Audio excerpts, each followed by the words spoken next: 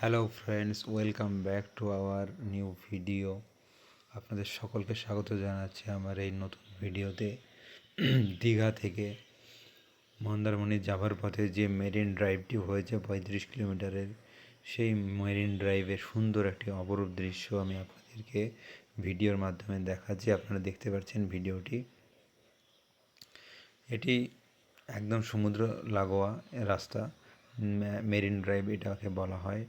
এখান থেকে সমুদ্রের ভিউ অপরূপ সুন্দর লাগে, সৌন্দর্য দারুণ লাগে এই সমুদ্রের ভিউ এখান থেকে।